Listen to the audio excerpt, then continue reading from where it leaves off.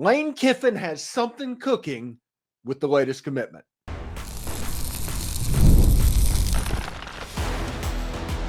You are Locked On Ole Miss, your daily podcast on the Ole Miss Rebels. Part of the Locked On Podcast Network, your team every day.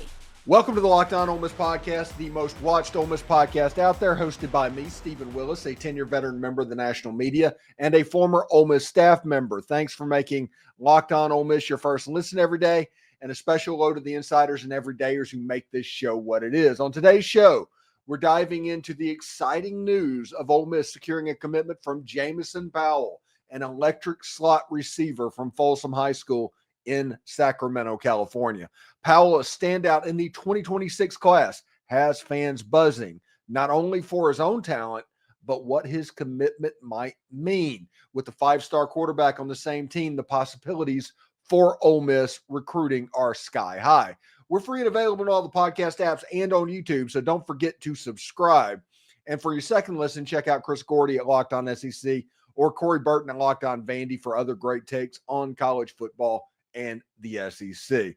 Today's episode is brought to you by GameTime. Download the GameTime app, create an account, and use the code LOCKEDONCollege to get $20 off your first purchase. So Ole Miss got a commitment from Jameson Powell, a slot receiver out of Sacramento, California, Folsom High School. And looking at his huddle video, this guy's pretty electric, and this is not a calf for a cow type situation. This was not a Colby Arsenault type situation. This is a situation that Jameson Powell is perfectly good on his own to get a scholarship offer, even though his teammate is Ryder Lyons, the five-star quarterback that is being offered by absolutely everybody. But Jameson Powell is from Folsom High School in California. He does project as a slot receiver. The comp in this situation is Cayden Lee. Whenever you watch him play, you'll see it in just a second when I run the highlights. There's a lot of Cayden Lee in this slot receiver's game, which that's a good thing. That's a heck of a compliment, because Cayden Lee is one of the better slot receivers in all of college football right now. But Jameson Powell can do a lot of the same stuff. Looking at his industry average comparison, On3 has him as a 3-star, 247 has him as a 3-star, Rivals has him as a 4-star, ESPN has him unranked. And the reason ESPN has him unranked is because they have most every 2026 unranked at this point, because they haven't even started their combines. But that is the situation for this wide receiver. He had 61 catches, about 1,200 yards, 17 touchdowns as a senior, had a really breakout junior year, and there's a lot going for him as well. So if you look at the highlights, I mean, the first thing that jumps out to you is the Cayden Lee comparison that I made. You see him moving laterally really quickly, side to side, getting open in small areas. He's got phone booth quickness. He's quicker than he is fast, but he can stretch the field a little bit. He's not a Jordan Watkins. He's more of a Cayden Lee. And because of that, he becomes a safety blanket pretty quickly for whatever quarterback he's in. He's quick enough to get open in tight spaces, and because of that, Ryder Lyons or Austin Simmons, when he gets to Oxford, is going to rely on him pretty quickly, the same way that they do Cayden Lee. He's a good wide receiver. He makes big plays. He matches up. He catches a lot of passes behind the line of scrimmage, uses his quickness to get down the field. I'll be interested to see if that works at the SEC level like it is doing at Folsom High School, but we'll see exactly how it looks. He's a good wide receiver. He chose Ole Miss over the likes of Washington. I think Oregon was talking to him as well. The West Coast, everyday schools were recruiting this wide receiver. He came to Ole Miss for Juice Fest last year with Ryder Lyons. Ryder Lyons was here. Jameson Powell was here. And Ole Miss left an impression on this wide receiver. And he really liked Charlie Weiss Jr. and he really liked George McDonald. And especially Ole Miss's offense. This wide receiver said that they do a lot of cool stuff with wide receivers, and he just wants to do it. He likes the concepts that are baked into this Ole Miss offense. So we'll see. He also said that he had a visit earlier this week from George McDonald, slept on it, woke up with a great feeling, and that's when he decided to commit. Crystal balls were in on Jameson Powell to go to Ole Miss pretty consistently early on. A couple of weeks ago, they started coming into basically the ether. And you have a situation where this wide receiver, everything was trending that way. George McDonald kind of sealed it.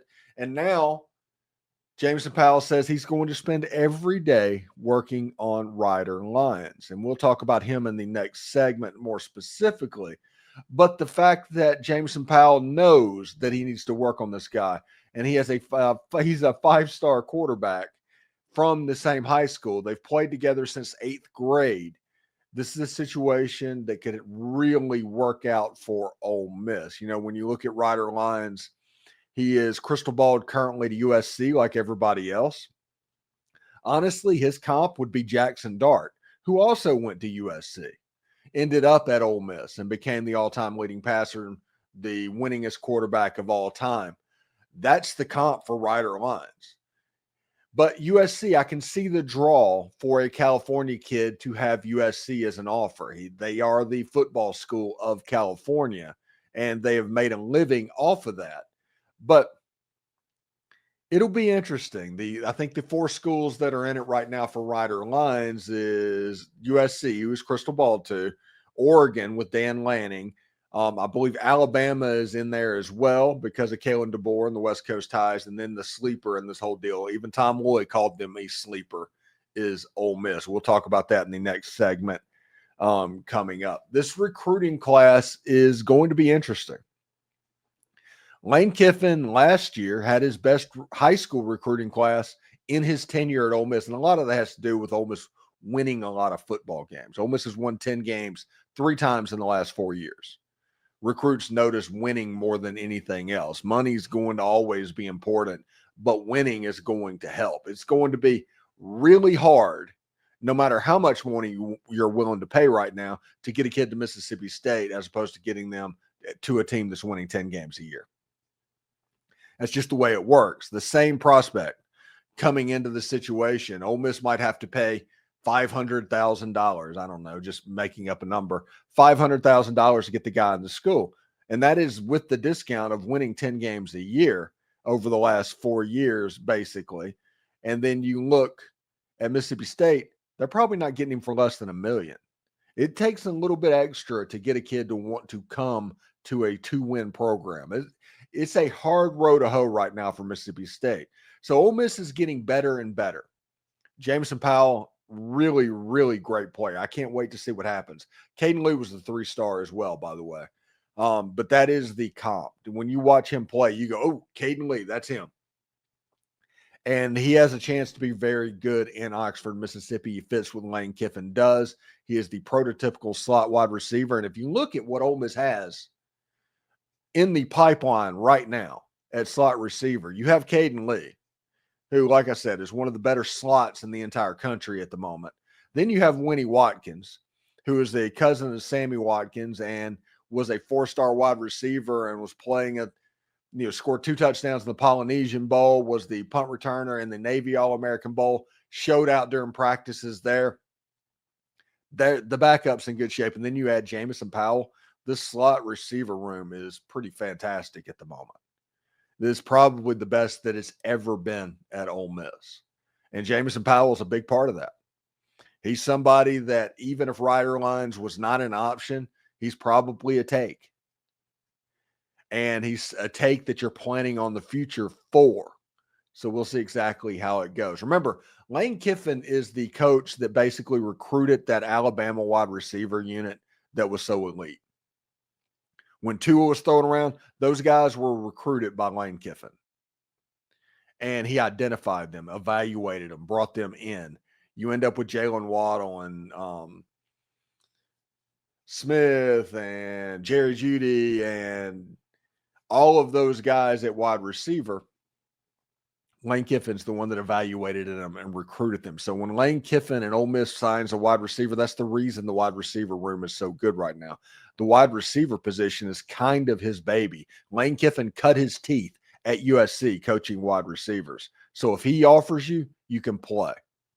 There's two positions he knows really well. One quarterback, two wide receiver. And he has a type that he recruits all the time at those two positions.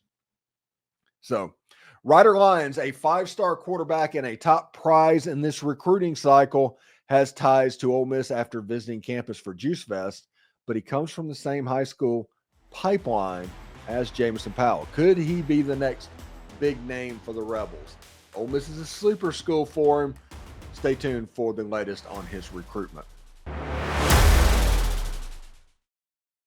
You know, attending NFL games is an experience like no other. The energy, the excitement, the camaraderie with other fans are absolutely unmatched. I'll never forget the thrill of watching my favorite team clinch a playoff victory live.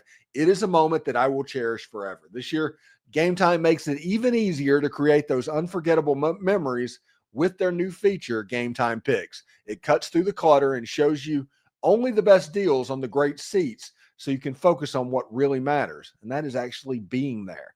I recently used GameTime Picks to snag tickets for an upcoming playoff game. It's such a breeze. I found a super deal that gave me an amazing value for incredible seats. One of my favorite features was being able to preview the seat view before buying. It's so helpful. Plus, with their all-in pricing, there was no surprise fees at checkout. And GameTime's guarantee gave me total peace of mind knowing my tickets were secure and delivered on time. Take the guesswork out of buying tickets with GameTime. Download the GameTime app, create an account, and use code LOCKEDONCollege for $20 off your first purchase. Terms apply. Again, create an account and redeem code LOCKEDONCOLLEGE for $20 off. Download GameTime today. Last minute tickets, lowest price, guaranteed. So Jameson Powell, I really like Jameson Powell as a player, but every Ole Miss fan is talking about what this could potentially mean for Ryder Lyons. Like I said, the favorite in this recruitment is USC. But when you look at Ryder Lyons, you have to know that everybody is recruiting him. And probably the favorites right now, the USC, it's Oregon, and a sleeper is Ole Miss, according to Tom Loy of 24/7. Ryder Lyons is a consensus 5-star player out of Folsom High School.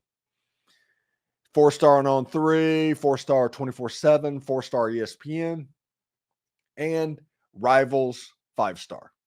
Number 2 player in the entire country, I do believe, on Rivals. And that's because he is good. The comp for him would be Jackson Dart.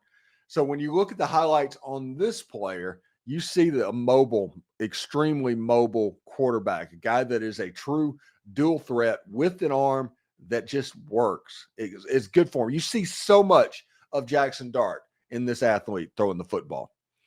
Even though the USC connection for Jackson Dart, and Jackson Dart was originally from Utah, you have the Cali thing going on. The way they play the game is increasingly similar. You look the fact that, like USC, if he goes to USC, he might end up at Ole Miss. That type of deal. Now, rumor is on Ryder Lyons, I think I read this somewhere, and if I didn't, I apologize. But I think he was going to go on a mission after he graduates high school for a year. So even though he's class of 2026, he's probably not going to get there until 2027. So we'll see exactly what that looks like. But taking a religious mission after graduating high school, that is something that's kind of getting baked into this, and it could be an advantage for Lane Kiffin with Jameson Powell and all of that. Ryder Lyons, really, really good football player, and he just makes plays. He keeps plays alive. He's Jackson Dart. You look at it, you do the comp. I did Jameson Powell's comp as Cayden Lee. This kid looks so much like Jackson Dart playing high school football. It's ridiculous. And good for him. That's, he's Gatorade National Player of the Year for a reason. But a really good way to build what's going on. The quarterback position, we talked about that the other day with Brian Smith and some of the names that are being kind of tossed around early on in the cycle. Brian Smith is going to whenever I'm recovering from my surgery, he's going to be doing a show Monday, Wednesday, and Friday, the Locked On Ole Miss podcast for you. And he's going to be giving basically recruiting information. And the reason I chose him is because during my recovery will be official visit season. And all the players going out taking their official visits before the summer programs and the football camp and all of that opens up and camp offers going out, all of that stuff. He'll be there to take care of everybody with information as soon as he can find out, and straight from the source. He is the source on that stuff for a lot of stuff. So I do think you guys will enjoy that. I'm also going to do like a Why I Hate video series. So like on next year's football schedule, I'll do a video on all the reasons I hate Arkansas and all of that stuff. That should be a really good thing. I think I could probably do 4 hours on LSU and State, but we'll just do 30 minutes on everybody regardless. We're going to do some Mount Rushmores. We're going to figure out where Jackson Dart sits on the Mount Rushmore of Ole Miss. We talk about that. When I'm recovering, I'm going to bank videos for that. We're going to do stuff like that. And the Locked On host, the Locked On SEC host, said that they would do a video of Ole Miss from their perspective. So I'm trying to get all this lined up because I have until April 16th as my surgery. I'll probably shut it down doing this podcast that Monday of that week. My last one will be the Friday before, and then I'll be in recovery mode after that. So just so you know, that's coming up. It's April 16th is my surgery. It could be anywhere from 2 weeks to 3 months of a recovery. It's just the way this works. This is a transplant level surgery, according to my previous neurosurgeon, and I have to have it again. So I'm not exactly looking forward to that. I think this one should be better than the last one. The last one was absolutely miserable. This one should be a lot better, but just to let everybody know what's going on, I'm going to do shorts and all that from the hospital if I can. If I'm not in a ridiculous slate, if I'm okay, I'm going to figure out a way to do something. And part of that could be coming back here, sitting at a table and looking at what's been uploaded and all of that.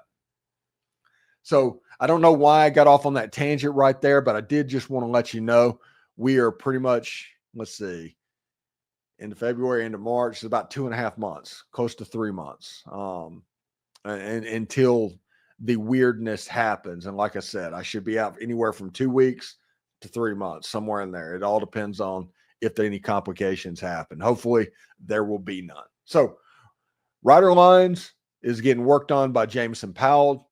Ryder Lyons is a 5-star quarterback and somebody that is greatly wanted by Ole Miss football. Jameson Powell is an electric wide receiver, a slot receiver that reminds me a lot of Cayden Lee. And a compliment of being compared to Cayden Lee should not be understated. We'll see exactly how that goes, but I'm pretty excited about where it could be for Ole Miss. Coming up in our final segment, we break down Wednesday night's epic meltdown, what it means for Ole Miss hoops as they gear up to face Mizzou tomorrow. Don't miss it.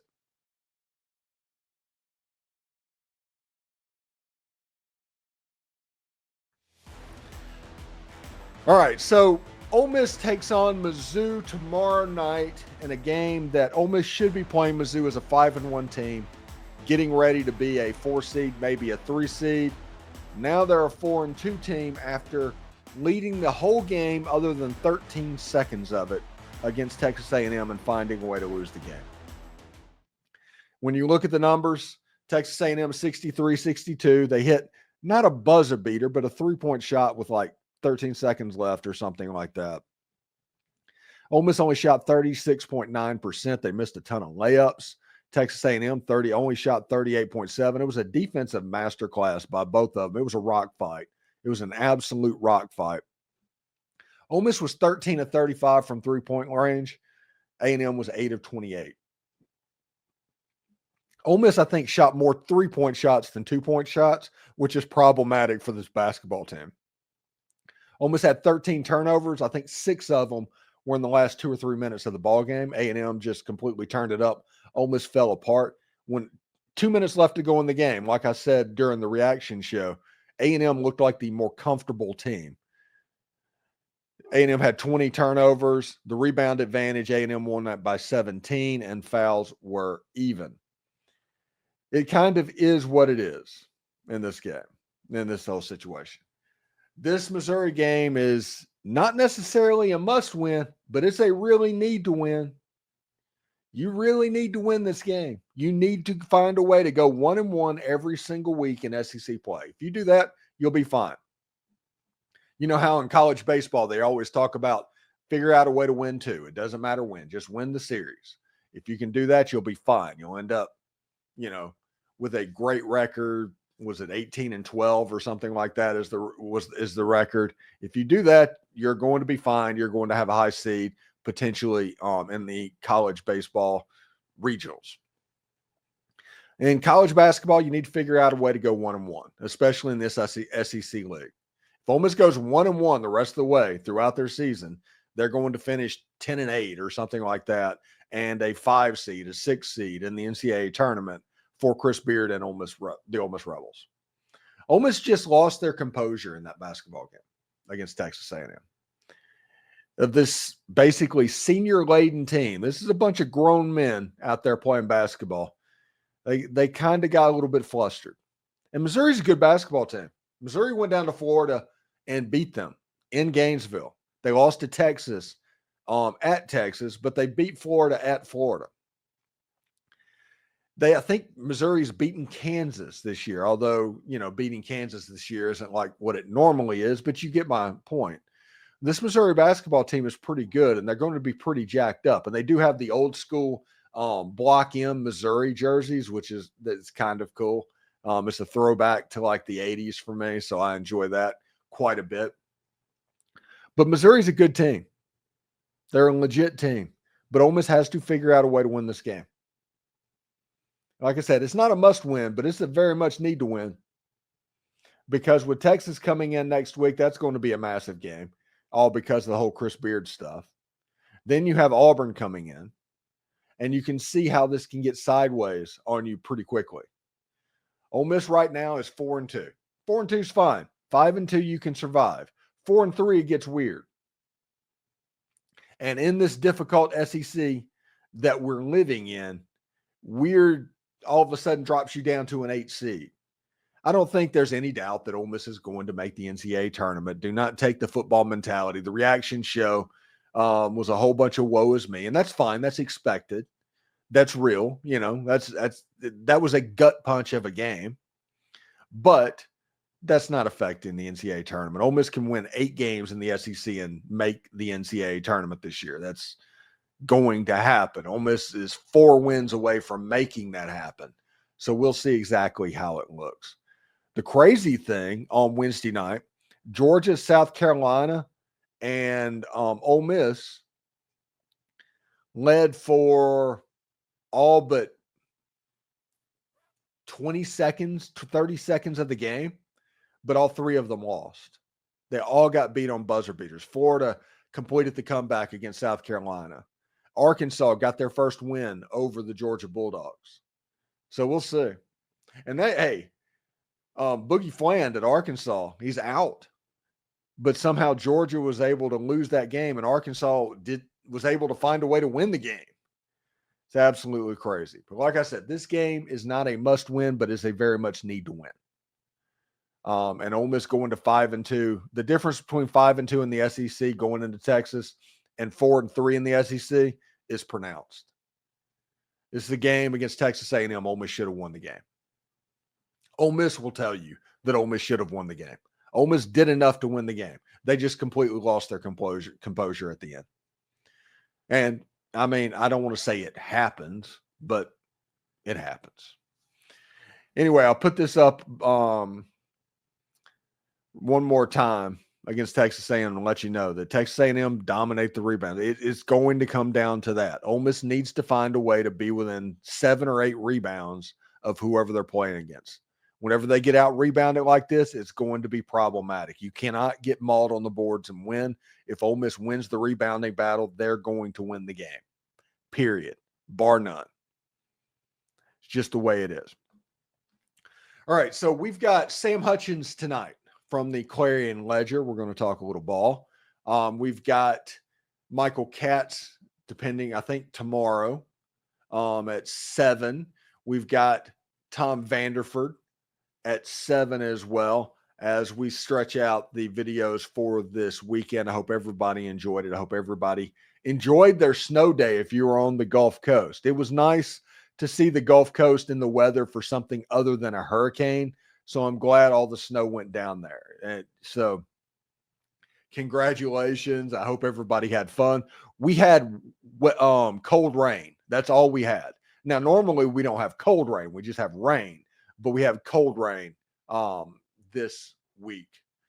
So we'll see exactly how that goes. Anyway, thank you for making the Locked On Ole Miss podcast your go-to source for Ole Miss sports. We pride ourselves on offering the most comprehensive perspectives, and which is why we're the number one Ole Miss podcast and the Ole Miss morning show of choice. Your sport means the world to us. Thank you for making Locked On Ole Miss your first listen today.